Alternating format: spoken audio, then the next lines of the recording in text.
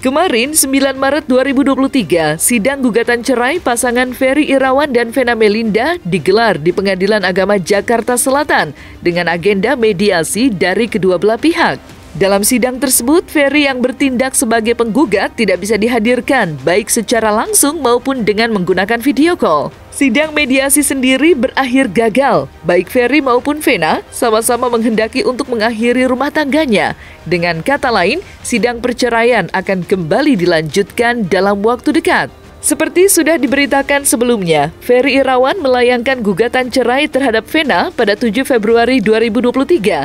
Setelah sebelumnya keduanya terlibat perseteruan panas perihal tudingan KDRT yang membuat Ferry akhirnya kini harus mendekam di dalam tahanan. Lantas, seperti apa penjelasan dari keduanya atas sidang mediasi kemarin? Mediator meminta supaya bisa rujuk kembali, tetapi ya akhirnya keputusan dari kuasa hukum Pak Ferry juga tidak bisa untuk berdamai dan dari pihak kita juga tidak bisa untuk berdamai, jadi lanjut ke agenda selanjutnya yaitu pembacaan gugatan. Memang situasinya kan bisa terjadi, bisa enggak. Jadi memang segala hal udah aku persiapkan.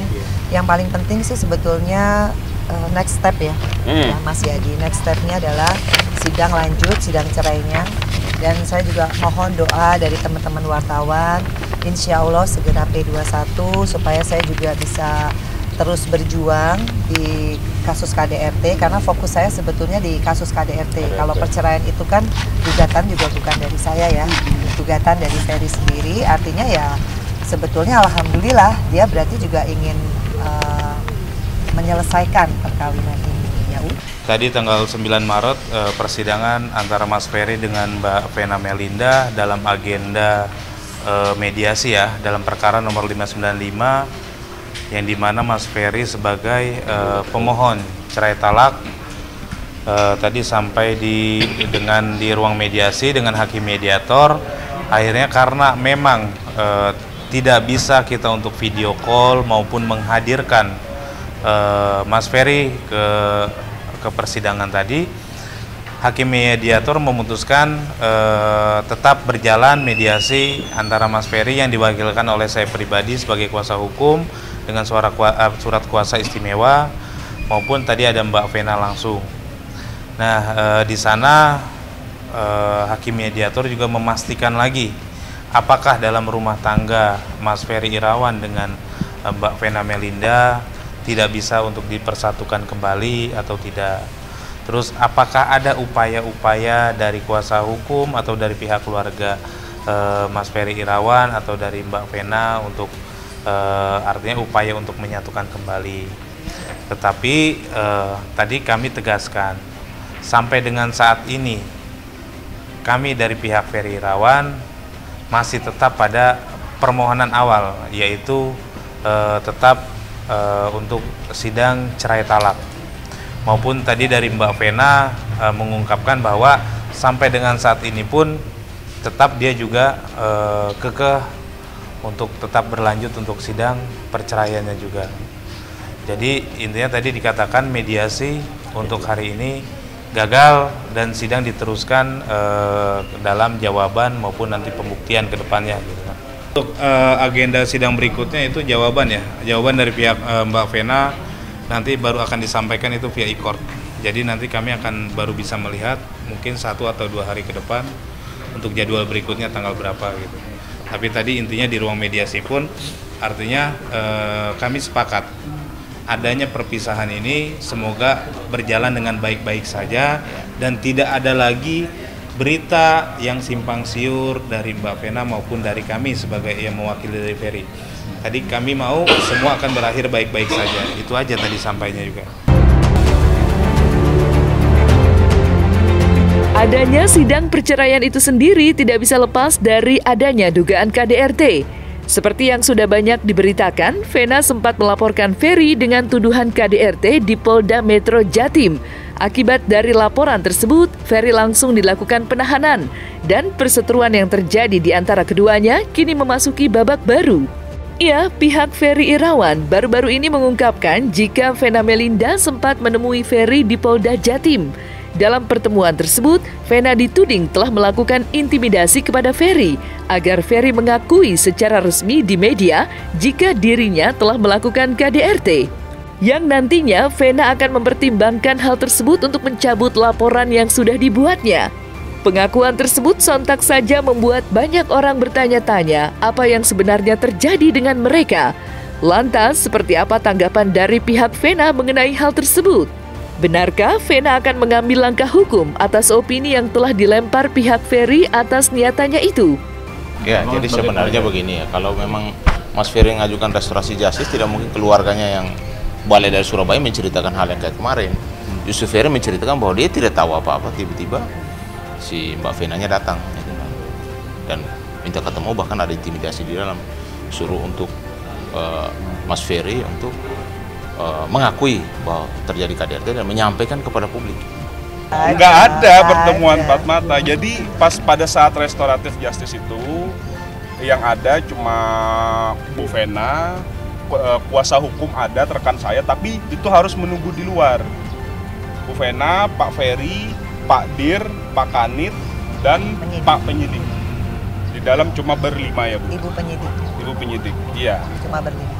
Jadi setelah dilakukan restoratif justice, ya akhirnya tidak ditemukan titik jalan tengah lah intinya di sana. Nggak ada maksa lah. Gimana coba cara maksa? Ada Pak Dir kriminal umum itu orang paling tinggi loh di sana setelah Kapolda. Gimana cara maksa? Cara intimidasi? Ya nggak mungkin lah seorang perempuan mengintimidasi terlapor atau udah tersangka. Apalagi yang meminta restoratif justice adalah dari pihak Pak Ferry. Gak mungkin Bu Vena mengintimidasi. Gimana caranya mengintimidasi?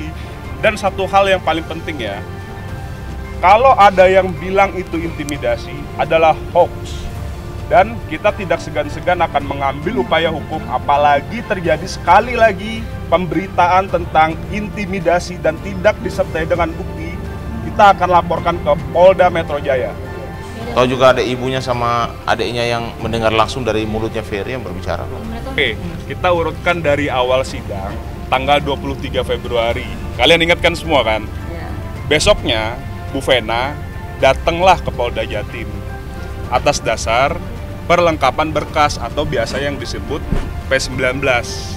Tapi mohon dicatat sama diingat ya, P19 itu adalah hal yang biasa dilakukan oleh kejaksaan atau kepolisian untuk melengkapi berkas.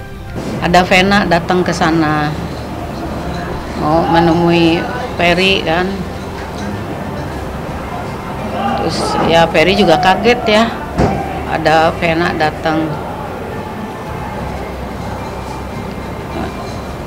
Jadi Vena itu tidak ditemenin sama pengacaranya, datang sendiri. Cuman ditemenin sama penyidik. Terus Vena bilang ke Ferry, kamu ngaku aja katanya bahwa kamu tuh KDRT. Kalau kamu ngaku, nanti saya cabut berkasnya. Laporan. Iya, laporannya. Tapi Ferry bilang, saya harus ngaku apa? Karena kan saya tidak berbuat apa-apa. Nanya, kamu dipukul nggak? Enggak, kata Vena. Kamu ditonjok nggak? Enggak, kata Vena gitu. Jadi apa yang harus saya akuin? Saya tidak pernah mukul kamu, tidak pernah KDRT. Ya kamu ngaku aja katanya. Terus Ferry juga nanya, Pak, saya harus ngaku apa? Katanya ke siapa tuh? Ke penyidiknya. Saya harus mengakui apa? Karena saya kan tidak berbuat seperti itu yang dituduhkan. Jadi tetap Ferry tetap tidak mengakui dan tidak pernah KDRT. Saya pikir 2 bulan ada perubahan. Ternyata belum mengakui. Ya saya nggak maksa kan. Kalau saya maksa mungkin udah ngaku kan. Tapi kan karena saya nggak paksa, kan persyaratan RJ itu jelas. ya, pengakuan dulu tanpa dipaksa. Nah, setelah ada pengakuan mungkin perdamaian. Setelah ada perdamaian mungkin ada kesepakatan antar dua pihak, yaitu saya ada lawyer, Ferry juga ada lawyer, kan begitu. Itu pun kalau menurut Pak Direktur harus juga ada yang namanya evaluasi. Jadi kalau evaluasinya oke, ini bagus semuanya smooth, kemudian Ferry juga berkelakuan baik mungkin, saya kan nggak tahu ya kayak apa, itu mungkin bisa. Jadi nggak serta-merta. Nah, begitu dijelaskan tambah menggelengkan kepala. Ya udah, saya juga ya sudah, saya juga harus kembali ke Jakarta. Jadi